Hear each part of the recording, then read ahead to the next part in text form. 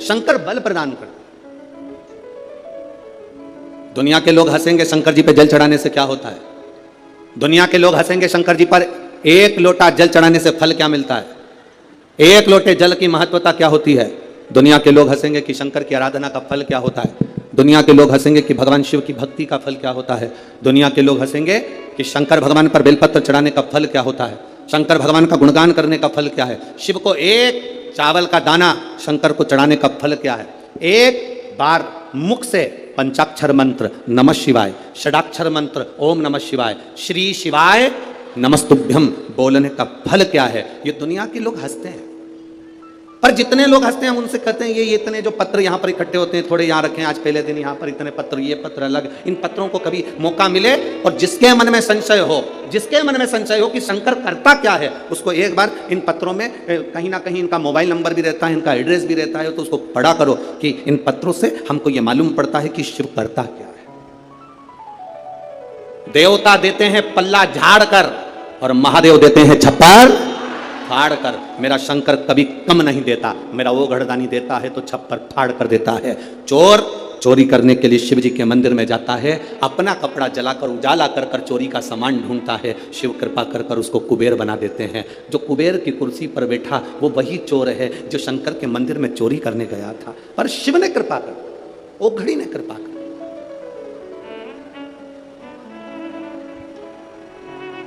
वो करुणा सागर। शंकर के जो भक्त होते हैं वो 3 बार रोते हैं। कितनी बार रोते हैं?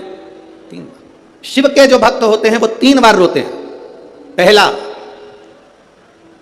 जब भगवान शंकर को पुकारते हैं, उसके हृदय में बड़ी तकलीफें होती है, कष्ट होता है, दुख होता है, तब वो भगवान को पुकारता है, तब रोता है।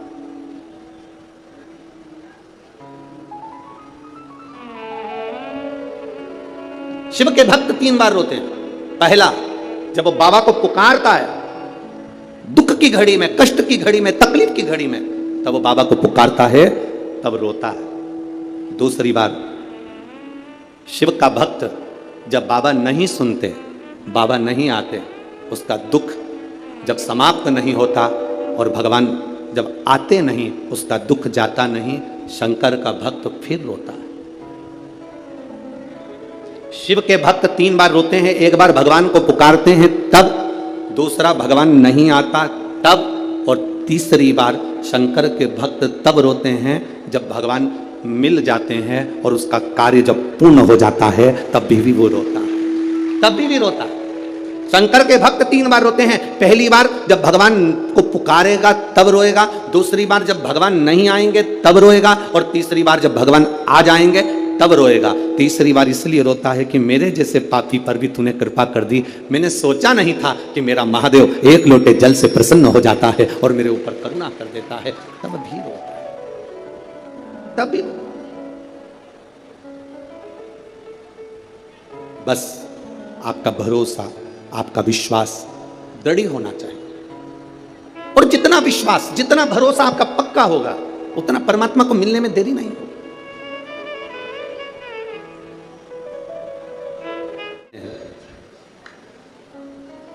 पार्वती जी को दूसरा वर देवादिदेव महादेव दे। एक वर दिया व्रत, नियम, साधना, तपस्या, तप करने वालों को शिव और शक्ति बल देते। दूसरा वर देवादिदेव महादेव माता पार्वती जी को दे। पार्वती, और देखो, बिना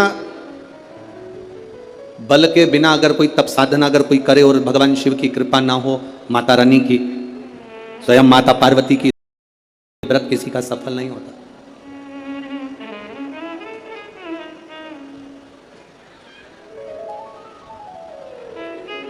राजा प्रसेनजीत की 2 बेटी थी। एक का नाम था नेनुका और दूसरे का नाम था रेणुका। कितनी बेटियां? जम के बोलो जरा। 2। पहली का नाम क्या है? नेनुका, ना, एन, नेनुका पहली का नाम, और दूसरी का रेणुका, आर। रेणुका। राजा प्रसेनजीत की दो बेटी है, एक नेनुका है, दूसरी रेणुका है। नागपुर में भी कहीं ना कहीं रेणुका माता का मंदिर होगा, है। अच्छा, एक का नाम है नेनुका, दूसरी का नाम है रेणुका। अब देखिए तप का बल कैसे प्राप्त होता है। दोनों देवियों में विचार करिए, ये दोनों राजा प्रसेनजीत की दोनों बेटी है, रेणुका और नेनुका, ये दोनों बेटी राजा प्रसेनजीत।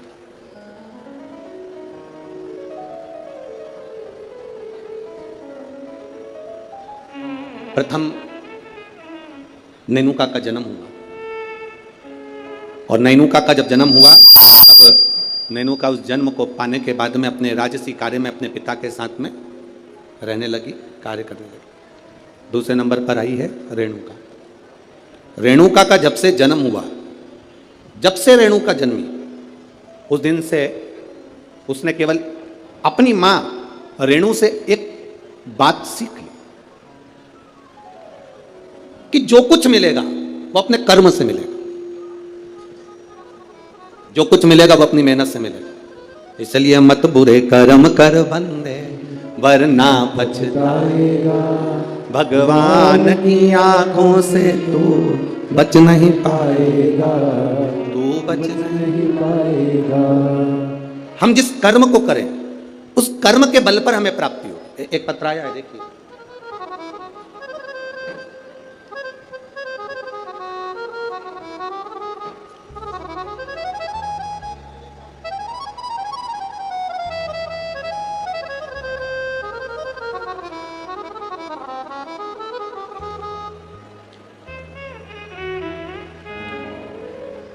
मैं पूनम लाला सेलोकर, गंगाबाग पारड़ी, गंगाबाग पारड़ी है, पारड़ी नागपुर। कहीं बैठी हो तो अपने हाथ हिला सकती हैं। मैं पूनम लाला सेलोकर, गंगाबाग पारड़ी नागपुर की निवासी हूँ। कहीं बैठी हो तो अपना हाथ हिला सकती हैं, जहाँ कहीं भी बैठी हो। मेरा मोबाइल नंबर यह है। मेरी शादी को 12 साल हो गए थे गुरुदेव, संतान का सुख नहीं था। मैंने नागपुर के सारे डॉक्टरों को दिखाया, पर डॉक्टरों के हिसाब से उन्होंने कहा था कि तुम्हें संतान कभी नहीं होगी। सारे इलाज की रिपोर्टें भी मेरे पास में हैं।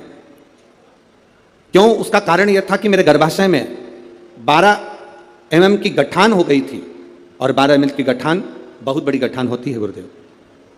डॉक्टरों ने कहा कि इसका ऑपरेशन कर भी देंगे तो तुम्हारी बच्चादानी में गर्भ नहीं ठहर सकता, तुम्हारे बच्चा नहीं हो सकता।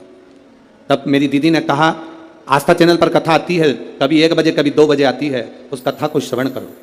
मैंने 2022 में कथा श्रवण करना प्रारंभ करा। आपने पशुपतिनाथ के व्रत का वर्णन किया। 12 साल तक मेरे यहाँ औलाद नहीं हुई गुरुदेव। जब 12 साल संतान नहीं हुई तब पशुपति व्रत करना प्रारंभ करा।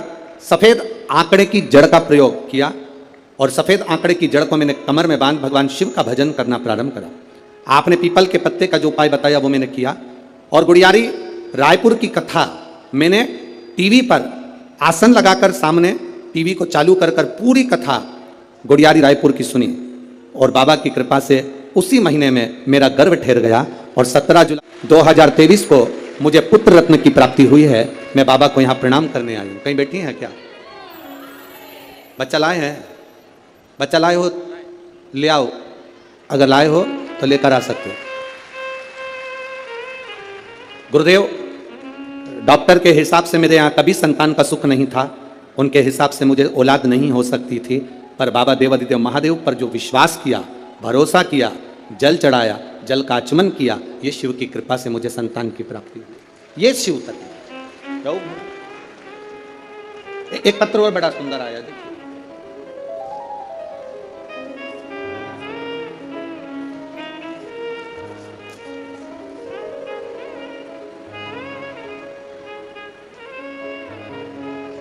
मैं दीपा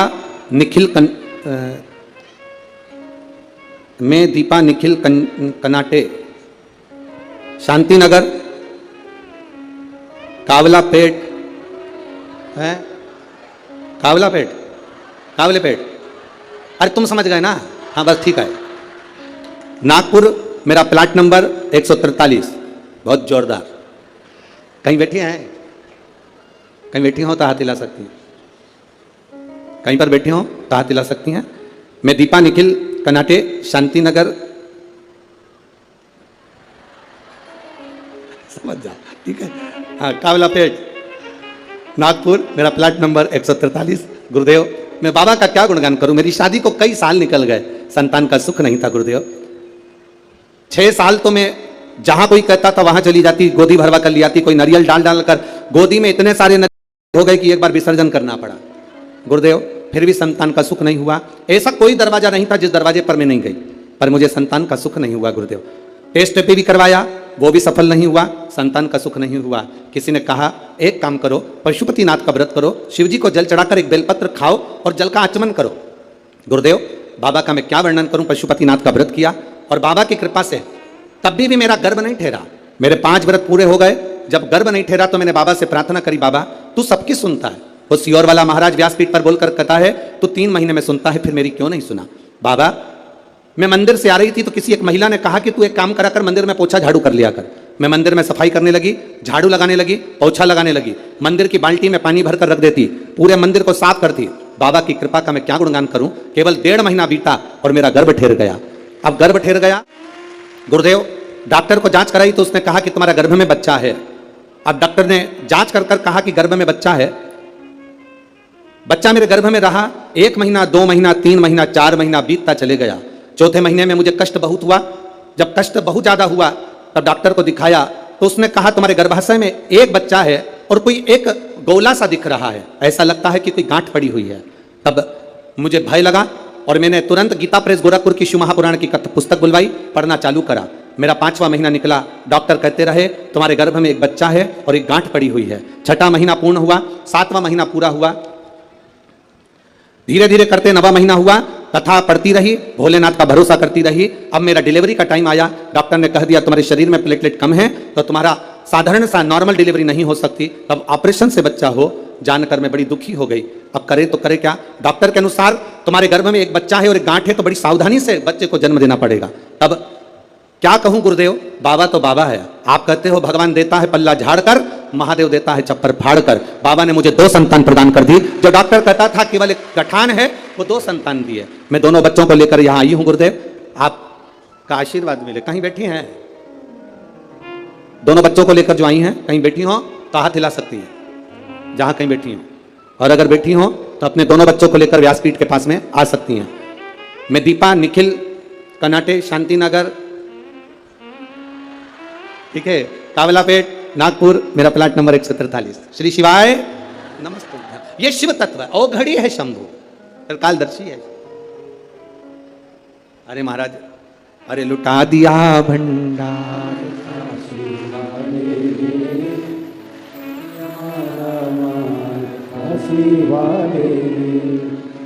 एक बात तो है, जितने लोग कथा सुनने आए हैं तुम पूरे की पूरे भजन याद करके आए हो, पक्का। बहुत बहुत साधुवाद। और एक बात तो है, विदर्भ विदर्भ है और नागपुर नागपुर है।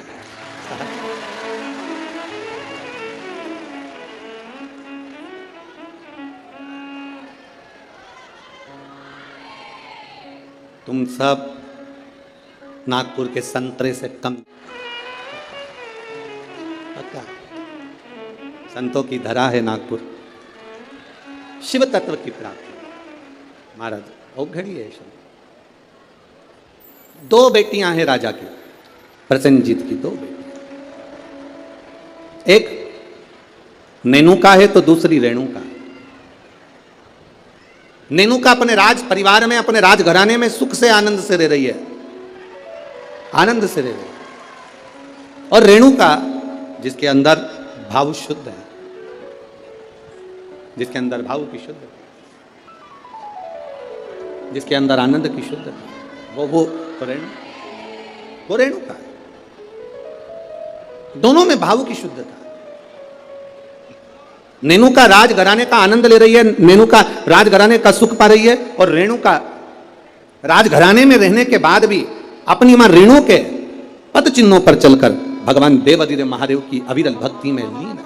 अविरल भक्ति।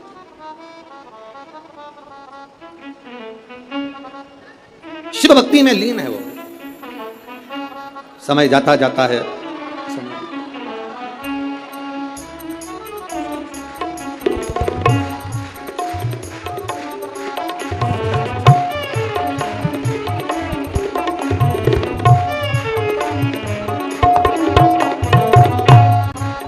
अब रोइए नहीं, खुश होइए। बाबा ने झोली भर दी ना तो रोना नहीं है, अब तो खुश होना। आप भी मत रो।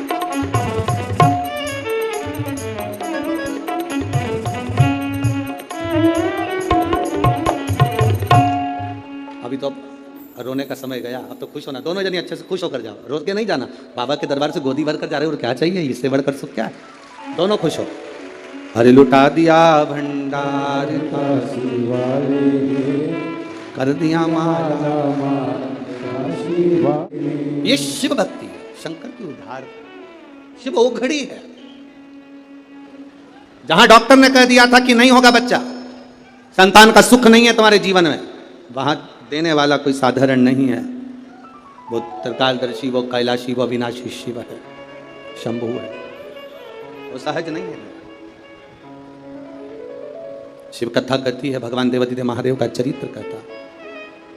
शिव महापुराण की कथा कहती है, एक दिन राजा प्रसेनजीत ने अपनी दोनों बेटियों को बुलाया और दोनों बेटियां जब धीरे धीरे बड़ी हो गई, बड़ी होने के बाद अपनी बेटियों से पूछा, बताओ बेटियों, तुम्हारा भरण पोषण करने वाला कौन है, तुम्हारी भंडार भरने वाला, तुम्हारा भरण पोषण करने वाला, तुमको रखने वाला, संभालने वाला कौन है, बोलो।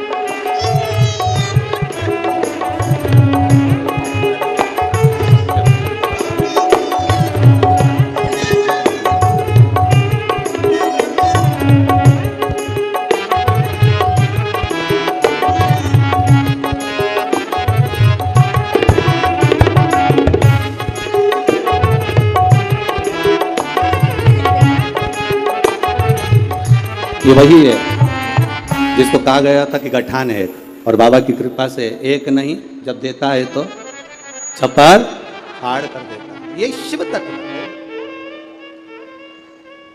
शिव भक्ति है। नेनुका और रेणुका दोनों से पूछा गया, प्रसेनजीत ने दोनों से पूछा, ये बताओ। प्रसेनजीत पूछ रहे हैं कि इस तुम्हारे जीवन का ये भरण पोषण कौन कर रहा है।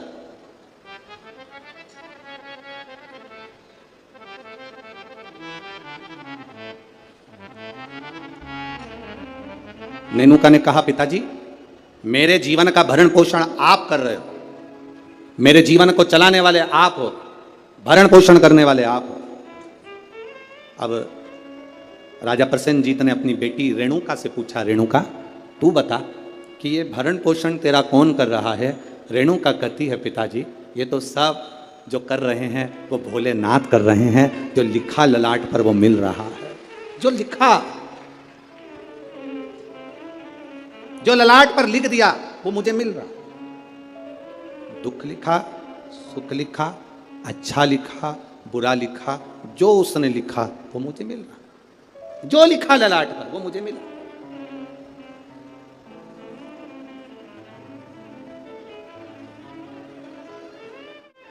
और तेरी कृपा बिना ना हिले एक भी अणु, लेते हैं श्वास तेरी कृपा से तनो तनो। जो ललाट पर लिख दिया वो कोई टाल ना सका। हाँ, ललाट पर लिखा हुआ अगर कोई टाल सकता है तो केवल एक है, वो देव अधिदेव महादेव है, वो टाल सकता है। एक पत्र आया है, देखिए उस पत्र में उसने लिखा, मैं दीपिका अविनाश ठाकुर रामटेक से हूं। कहीं बैठी हैं? बैठी हो तो हाथ हिला सकती हैं। आप ही हैं? दोनों हाथ हिला दो एक बार। हाँ, श्री शिवाय नमस्तुभ्यं। मैं दीपिका अविनाश ठाकुर रामटेक से हूँ। मेरे बाबा के 3 अनुभव मैं बताना चाहती हूँ गुरुदेव, में क्या वर्णन करूँ। मेरी मामी को जो रजनीबेस रामटेक में है, उनको कैंसर हो गया और कैंसर होने के बाद में उनका नागपुर में इलाज चला। नागपुर से इलाज कराने के बाद उनको दिल्ली ले गए। दिल्ली ले गए तभी भी उनका कैंसर ठीक होने को नहीं। गुरुदेव अब करें तो करें क्या? तब बाबा देवादिदेव महादेव पर विश्वास रखकर दिल्ली से दिखाने के बाद में वो ऑपरेशन का बोले पर हम उनको लेकर आए और गुरुदेव शिवजी पे चढ़ी हुई बेलपत्र उनको खाने के लिए देने लगे। शंकर पर चढ़ा हुआ जल उनको पीने के लिए देने लगे। मैं बाबा का क्या गुणगान करूं गुरुदेव।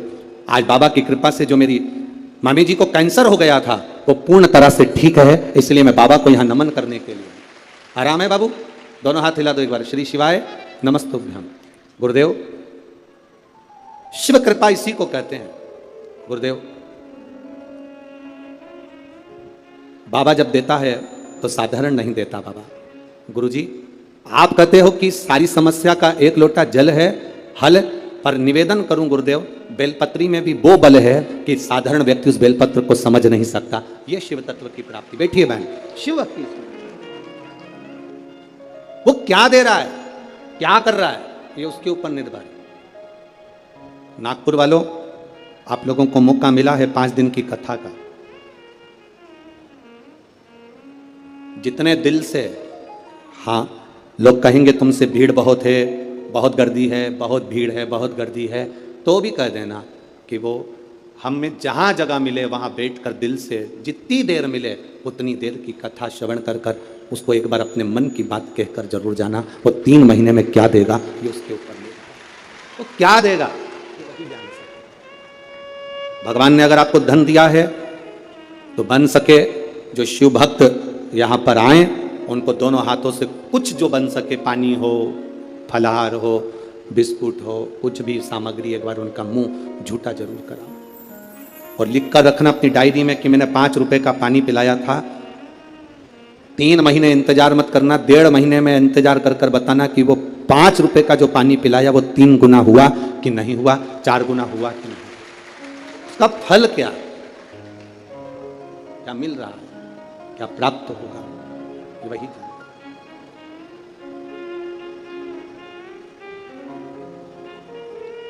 क्या प्रदान करता है उसके ऊपर निर्भर है। नेनुका ने कह दिया मेरे पिताजी पालन कर रहे हैं, मेरे पिताजी संभाल रहे हैं, और रेणुका कहती है मेरे पिता नहीं, ये तो भोलेनाथ ने जो जीवन दिया है वो चल रहा है। विचार कर लिया पिताजी ने, दोनों बेटी की शादी करना है। एक बेटी के हृदय में शिव समाया हुआ है, एक बेटी के हृदय में ज्ञान समाया हुआ है, वैराग्य त्याग संत का भाव समाया हुआ है, और दूसरी बेटी के हृदय में जानती है कि मेरे पिता संचालन कर रहे हैं तो इसको कोई राजसी राजा ही इसको परणाएगा, इस बेटी का विवाह किसी राजा के साथ करूंगा, बेटी का विवाह में राजा के साथ करूंगा। जब भरोसा प्रबल हो जाता है, विश्वास दृढ़ हो जाता है, तब परमात्मा की प्राप्ति का केंद्र बन जाता है।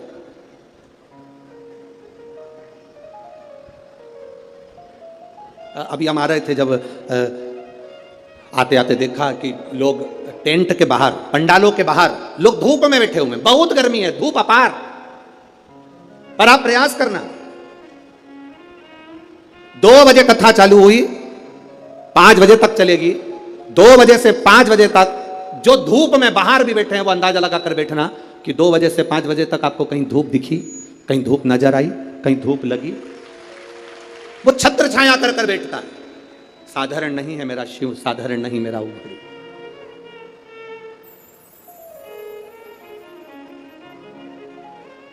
कोई कह रहे थे कि गुरुजी आदरणीय आमदार जी मोहन मते जी कथा करा रहे हैं, हम कह रहे हैं मोहन मते जी नहीं, ये तो नागपुर वालों का जो भाग्य प्रबल हुआ, और मोहन मते जी की जो धर्म पत्नी है श्रीमती सौभाग्यवती सविता मोहन जी मते, उनको धन्यवाद देंगे कि उनके पुण्य, कहीं उन्होंने शंकर की आराधना, मोहन मते जी तो शिव की आराधना बचपन से कर आ रहे हैं, बाल्यावस्था से, और ऐसा नहीं कि कोई शिवालय रह जाता हो। शिवरात्रि पर भी भगवान शंकर के मंदिर में जाना, श्रावण के महीने में शंकर की आराधना करना, शिव भक्ति को अपने हृदय में बिठाना, तो कहीं ना कहीं शंकर की जो करुणा हमारे पुण्य की। एक बच्चा एक गुल्लक भरता है तो फोड़कर गिफ्ट लाता है, फोड़कर जब गिफ्ट लाता है तो वह अपने प्रयोग में लेता है। जब हमारे पुण्य की गुल्लक भराती है तब जाकर अपने परिवार में, अपने क्षेत्र में एक बार शिव महापुराण की कथा हो पाती, तब जाकर कथा हो। श्री मोहन मते जी को मैं कहूंगा, आपके इस कथा से पूरे नागपुर क्षेत्र के ना जाने कितने कितने पुण्य प्रबल हुए होंगे, और ये नागपुर वासियों ने ना जाने कितना एक लोटा जल चढ़ाया होगा, तब जाकर ये 5 दिन की शिव महापुराण की कथा यहाँ पहुंची। ये कोई सहज है पुराण? बोल बम का नारा है, बहुत अपने पुण्य की प्रबलता हुई, तब जाकर ये शिव महापुराण की कथा हमारे जीवन में एक बार श्रवण करने का सौभाग्य अपने क्षेत्र में, अपने नगर में, अपने गांव में मिल रहा, तब मिल रहा।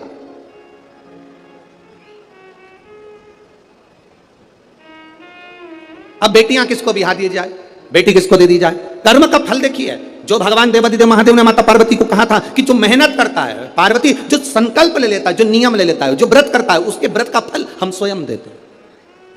2 वचन दिए थे माता पार्वती जी को भगवान शिव ने, एक शिव और शक्ति का बल देना, और दूसरा वचन देवादिदेव महादेव ने माता पार्वती को दूसरा वचन, दूसरा वर दिया था, पार्वती सुन,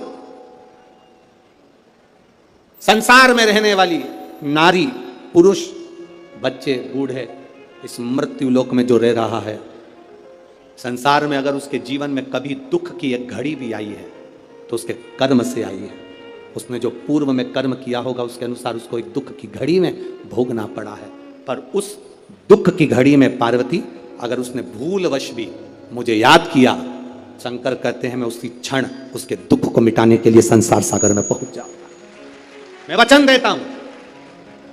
ये माता पार्वती जी को शिव जी ने 2 वचन दिए। पार्वती, एक शिव और शक्ति का बल व्रत उपास साधना तप करने वाले को मिलता है। नवरात्र का व्रत करने वाले कई लोग नंगे पैर चलते हैं, कई लोग एक समय दूध लेते हैं, कोई कहता है कि मैं लौंग पर व्रत करता हूं, कोई अपने शरीर पर जवारे वो लेता है, कोई कुछ नियम धारण करता है, कोई कुछ नियम धारण करता है। सारे नियम व्रत साधना तप जितने लोग करते हैं, घबराने की जरूरत नहीं। ये बल तुम्हें जो देता है वो शिव देते हैं, वो भगवान शंकर शक्ति के साथ देते हैं। और ध्यान देना, दुख की घड़ी में अगर तुम्हारे कर्म के अनुसार तुम्हें दुख भोगना पड़ रहा है तो उस दुख में भी घबराना नहीं। अगर दुख परमात्मा ने दिया है तो वो उस दुख को समाप्ति का बल भी आपको प्रदान करता है। वो शिव तत्व है, वो घड़ी है, वो शंकर है, वो घड़ी शिव है।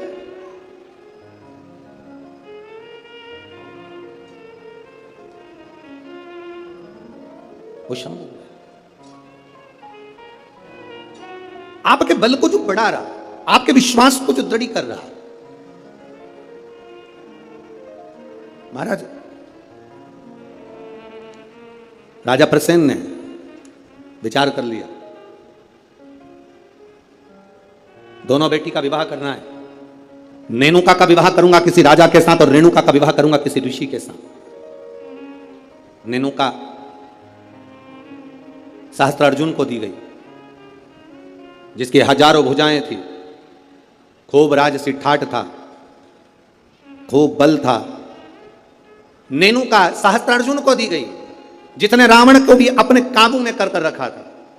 ढेर बल था सहस्त्रार्जुन के पास में, ढेर संपदा थी सहस्त्रार्जुन के पास में। बड़ा प्रबल, बड़ा वीर राजा था सहस्त्रार्जुन, बड़े प्रबल थे सहस्त्रार्जुन।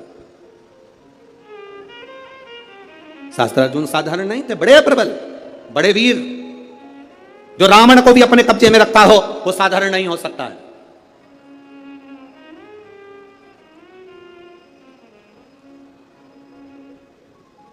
राजा सहस्त्रार्जुन को अपनी बेटी नेनुका का विवाह कर दिया। अब आई बारी रेणुका की, तो फिर विचार करा गया कि इस रेणुका का विवाह मैं करूं तो करूं किससे, किसको दूं? तब कहा, बेटी जितनी तू शंकर की आराधना करती है, जितनी तू शिव जी की उपासना करती है, तेरा पति भी शंकर की आराधना करने वाला होना चाहिए। जमदग्नि जी को रेणुका ब्याह दी। जमदग्नि जी को जब रेणुका ब्याही, रेणुका का तप साधना देखिए कितनी प्रबल थी। जमदग्नि जी के साथ में रेणुका जब ब्याह कर आ गई, रेणुका का नियम था, प्रतिदिन का नियम था रेणुका का, प्रतिदिन का नियम। एक मट्टी को इकट्ठा करती, मट्टी को इकट्ठा कर कर उसका हंडा बनाती, घड़ा बनाती, पात्र बनाती, कच्चा घड़ा, कच्चा पात्र।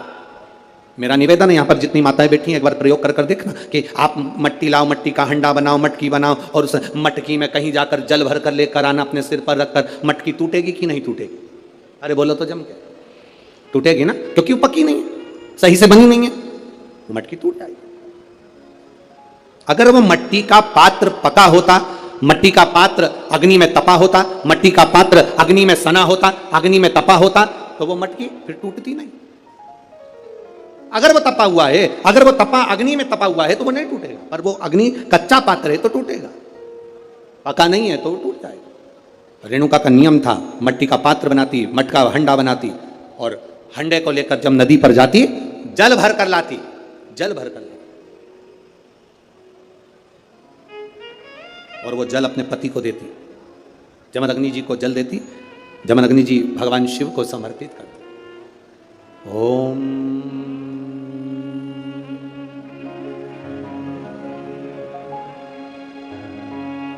नमः शिवाय।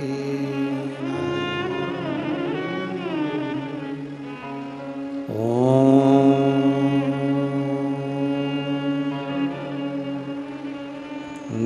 नमः शिवाय। ओम नमः शिवाय। घड़ा लाई, जमदग्नि जी को दिया, जमदग्नि जी ने शिव जी को समर्पित किया। कच्चे घड़े में जल भरना, लाना, शंकर जी के लिए अपने पति को देना, समर्पित करना।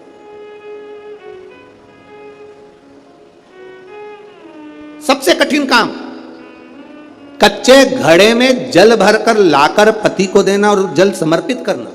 एक बार जमदग्नि जी के मन में एक भाव प्रकट हो गया कि मेरी पत्नी रोज घड़ा बनाती है, रोज हंडा बनाती है, रोज कच्चा घड़ा तैयार करती है और रोज जल भर कर लेकर आती है। मेरी धर्म पत्नी, आखिर ऐसा क्या तप साधना, ऐसा क्या तपबल, ऐसी क्या प्रबलता जो कच्चे घड़े में जल भर कर लाती है? कच्चे घड़े में जल भर कर लाना।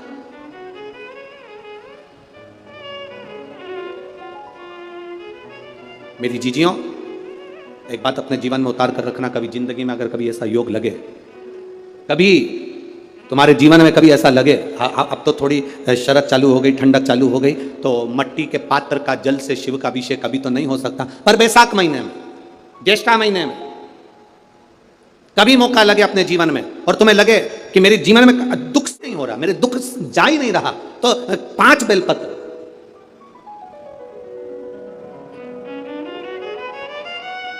5 बेलपत्र। एक आप लोगों को देखो, इस पत्र में शिवलिंग लगा हुआ है तो हम आपको इसी से समझा देते हैं। एक बेलपत्र जिसकी डंडी का भाग जल जहां से बहकर बाहर निकल रहा है, अशोक सुंदरी का स्थान देखा है ना सब लोगों ने, बस उसी स्थान पर पहली बेलपत्र। दूसरी बेलपत्र पार्वती जी के स्थान पर, अर्थात जो जलाधारी है वहां पर। तीसरी बेलपत्र शंकर भगवान के शिवलिंग के सम्मुख में जहां आप बैठे हो वहां बैठकर डंडी का भाग विपरीत दिशा में रखकर, तीसरा बेलपत्र। चौथा बेलपत्र भगवान शंकर का जल जहां से नीचे गिर रहा है उस ओर सीधी बेलपत्र नीचे की ओर।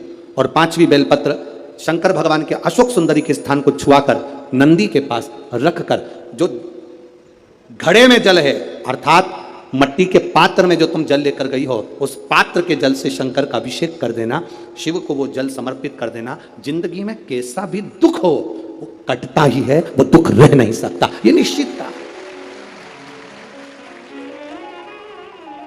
कभी कभी आप लोगों ने नागपुर में ऐसा दर्शन करा कि नहीं करा हमें नहीं मालूम, नागपुर की लीला तो हम नहीं जानते, पर हमारे उधर आज भी होता है। जब बैसाख का महीना आता है, ज्येष्ठा महीना आता है, गर्मी का समय आता है, तो शिव जी के ऊपर ऐसा तिकोना लोहे का कुछ एंगल बनाकर उसके ऊपर मिट्टी का हंडा रख देते हैं। अब यहाँ नागपुर में आप लोगों ने दर्शन करे ना करे वो हमें नहीं मालूम, पर अभी तक चांदी का लगता था, अभी तक सोने का लगता, पीतल का लगता, तांबे का लगता, पर जैसे ही बैसाख का महीना आया, जैसे ही ज्येष्ठा महीना आया, वैसे ही मिट्टी का पात्र रख दिया जाता, उसमें से बूंद बूंद पानी शिव जी को समर्पित।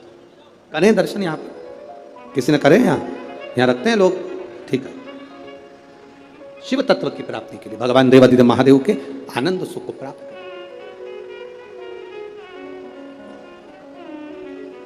जल, अग्नि, आकाश, वायु, पृथ्वी, 5 तत्व भगवान शंकर के ये 5 मुख है। इसलिए आरती में भी हम लोग कहते हैं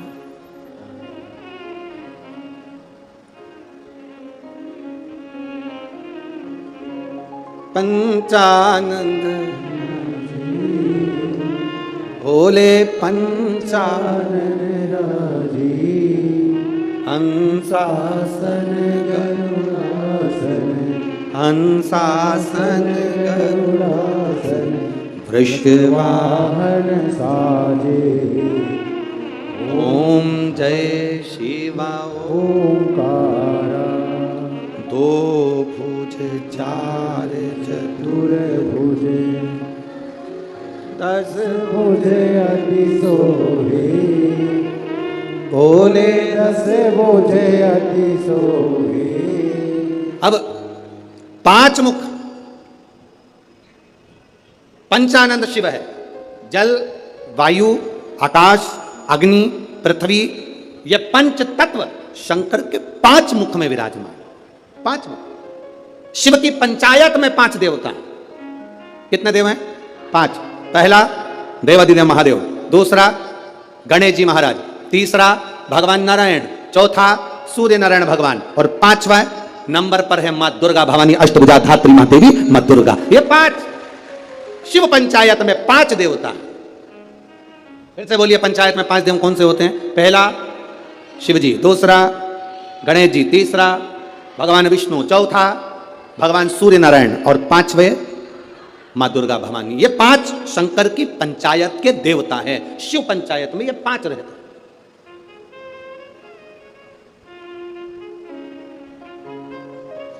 नागपुर में कथा कितने दिन की मिली? 5 दिन की। सावन में जब 5 सोमवार पड़े तो समझ लेना शंकर भगवान की बड़ी कृपा होने वाली है।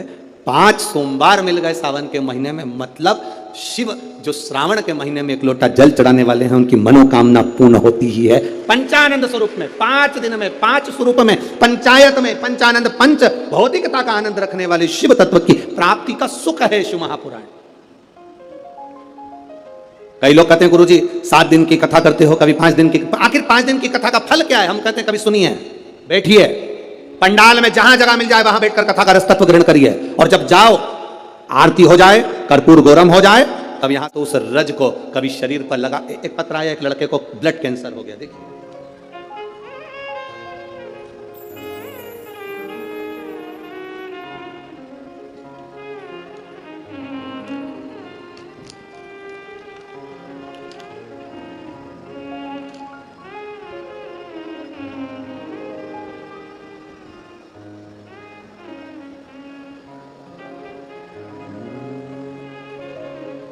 शंभो शरणे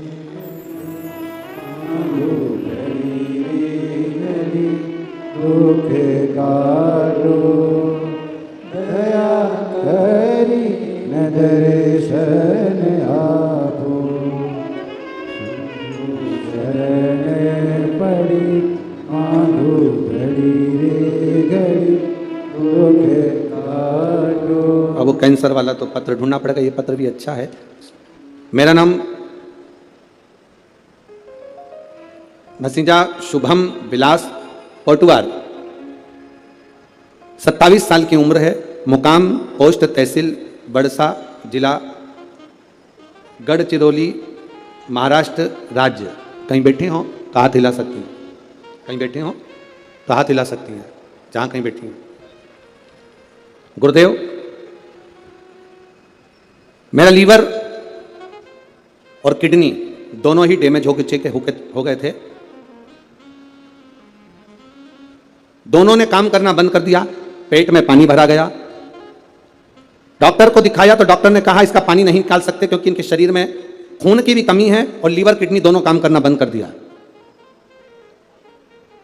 गुरुदेव, खून चढ़ाते पानी बन जाता, आप करें तो करें क्या?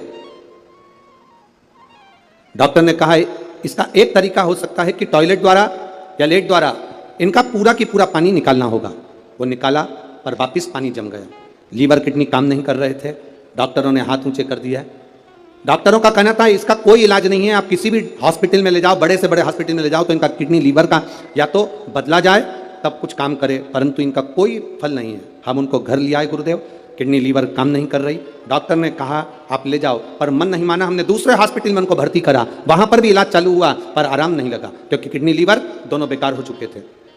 तब किसी ने कहा कि शिवजी को जल चढ़ाओ, वो जल लाकर इनको पिलाओ और एक बेलपत्र इनके नजदीक में रखो। हमने वही करना प्रारंभ करा। देव आदिदेव महादेव को जल चढ़ाते, वो जल इनको आचमन कराते। बाबा का कृपा का मैं क्या वर्णन करूं गुरुदेव। 2 अक्टूबर 2023 को बाबा की कृपा से उनकी तबीयत में सुधार आना प्रारंभ हुआ और 8 अक्टूबर को बाबा की कृपा से वो ठीक हो गए। बाबा की कृपा से उनका लीवर और किडनी दोनों काम करना प्रारंभ कर दिए। ये शिव तत्व है, ये शंकर योग घड़ी। कहीं बैठे हो तो हाथ हिला सकते हैं, है क्या? हाँ जी, हाथ हिला दो एक बार। ठीक है, हाथ हिला दीजिए। श्री शिवाय नमस्तुभ्यम। वापिस हाथ हिलाओ एक बार। हाँ, वापिस हिलाइए। श्री शिवाय नमस्तुभ्यम। बैठिए। हर हर। शिव तत्व की प्राप्ति इसी को। आप जो शिव पर जल चढ़ा रहे हैं, आचमन कर रहे हैं, शंकर का गुणगान कर रहे हैं, उसका फल खाली नहीं जाता। मिट्टी के पात्र का जल हम देवादिदेव महादेव को जब समर्पित करते हैं तो उसका फल खाली नहीं जाता, खाली नहीं जाता।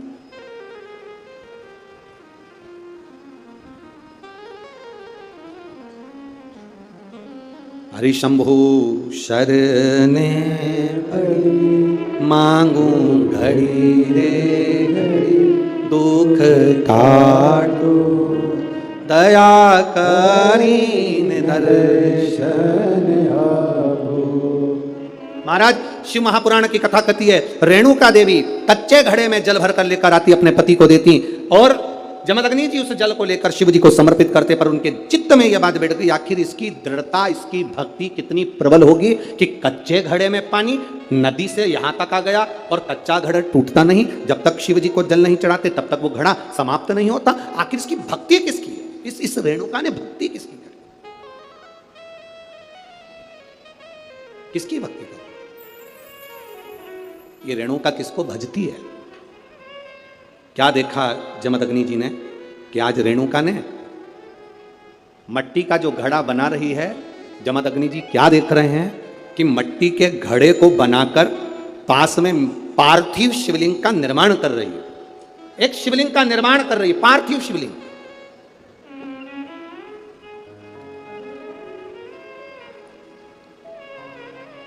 और पार्थिव शिवलिंग का निर्माण कर कर ये करती क्या है?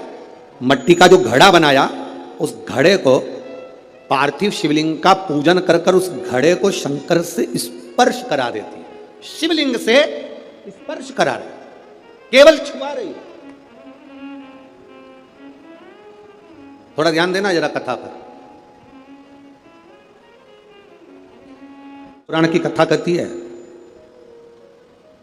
आप 200 रुपए की साड़ी खरीद कर लिया, आपको लगे साड़ी 200 रुपए की है, दुनिया के लोग कहेंगे कि इतनी सस्ती साड़ी पहनती है। उस साड़ी को महंगा करना है तो क्या करोगे? उस साड़ी को महंगा करने का सबसे सुंदर तरीका, 200 रुपए की साड़ी को भी शंकर भगवान को एक बार स्पर्श करा देना। उसको छूने से उसकी कीमत बढ़ जाती है, केवल स्पर्श मात्र से।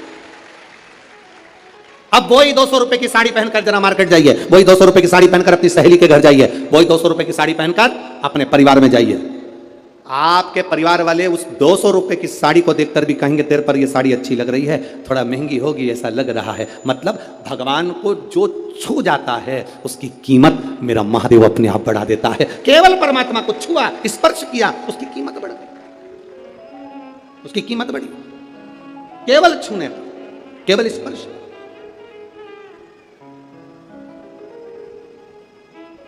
अरे भाई, शिव महापुराण की कथा कहती है, जैसे किसी के यहां कोई मर जाता है तो पूरे परिवार में सूतक लग जाती है। बोलो री जी जी सही है कि गलत है? अरे बोलो तो जम के। लगती है ना? परिवार में कोई मर गया, पूरे परिवार को सूतक लग जाती है। जैसे मरने की सूतक पूरे परिवार में लगती है, उसी तरह परिवार का एक व्यक्ति भी अगर शंकर की कथा सुनता है तो पूरे परिवार को पुण्य लग जाता है। पूरे परिवार, एक व्यक्ति भी अगर कथा श्रवण कर रहा है, परिवार का एक कोई मरता है तो पूरे परिवार में सूतक लगती है। उसी तरह हम कोई अच्छा काम करते हैं, शिव जी को एक लोटा जल चढ़ाते हैं, कथा श्रवण करते हैं, भूखे को भोजन, प्यासे को पानी पिलाते हैं, तो उसका जो पुण्य का जो फल है वो किसी एक को नहीं, घर का एक व्यक्ति करता है और पूरे खानदान को उसका पुण्य फल प्राप्त हो जाता है। पूरे खानदान,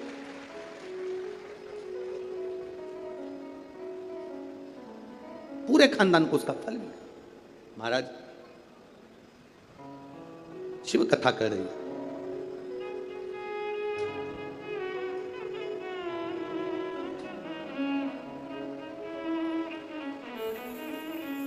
आप जितने भाव से भगवान को रिझाओगे, मेरा देवाधिदेव महादेव उतने भाव से आपके करीब में आता है, आपके करीब। जितने स्नेह से आप रिझाने का प्रयास करोगे, जितने स्नेह से आप उसको पुकारने का प्रयास करोगे, उतने स्नेह से वो आपके करीब में आता है।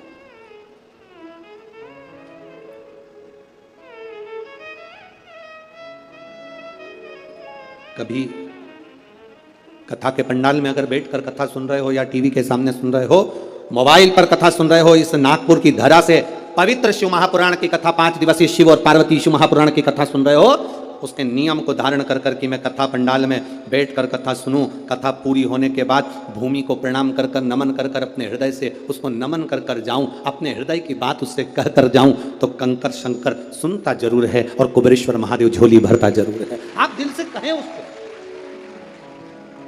ओ मेरे भोले तेरा सहारा है, मेरे भोले तेरा सहारा है, मेरी नैया का तू किनारा है, मेरी नैया का तू किनारा है। ये तेरी कृपा से मिला, ये तेरी उदारता से मिला, ये तेरी करुणा से मिला। कहो जमदग्नि जी ने देखा ये करती क्या, कच्चे घड़े में पानी कैसे ठहर सकता है, कच्चे घड़े में पानी कैसे ठहर सकता है। मेरी माताओं से निवेदन, बड़ा सुंदर भाव से फिर निवेदन करूंगा, जिसका बेटा, जिसका बच्चा मंद बुद्धि हो, विवेक काम नहीं कर रहा हो, बुद्धि काम नहीं कर रही, चित्त काम नहीं कर रहा, बहुत चिड़चिड़ा, बहुत उचिष्ट, विवेक काम नहीं कर रहा, बुद्धि काम नहीं कर रही, हां यहां तक शिव महापुराण की कथा कहती है, एक बीमारी होती है जिसमें नसें शरीर की काम करना बंद कर देती है, और वो उस बीमारी का इलाज पूरे बाहर विदेश में भी नहीं है, जिसमें धीरे धीरे धीरे धीरे नाड़ियां, नसें बंद होती चली जाती है, पाँव हाथ काम करना बंद कर देता है, फिर वाणी कम हो जाती है, नयन दिखना बंद हो जाता है, शरीर बेकार। उसके लिए भी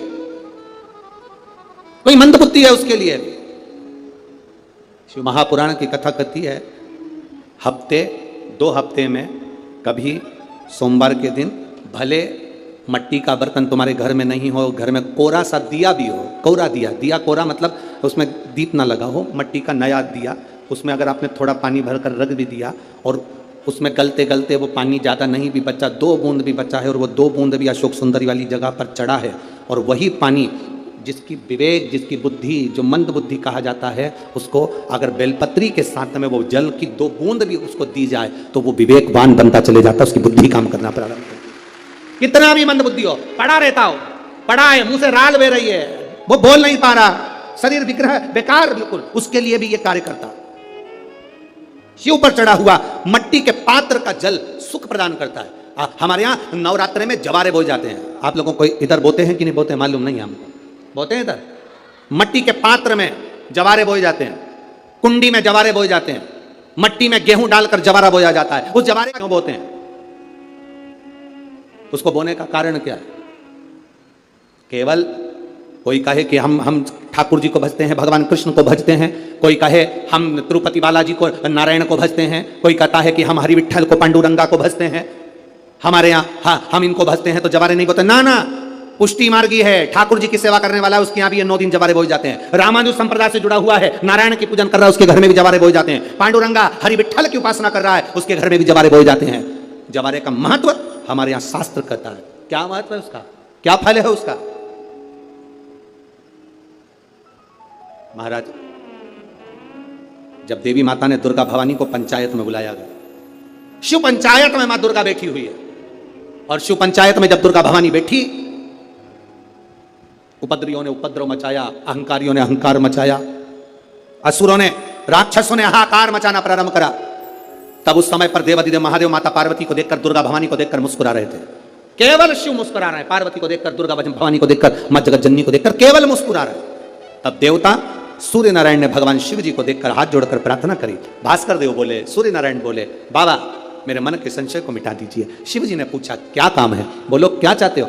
शंकर भगवान से सूर्य देव, भास्कर देव कहते हैं, प्रभु आपके मुस्कुराने का कारण क्या?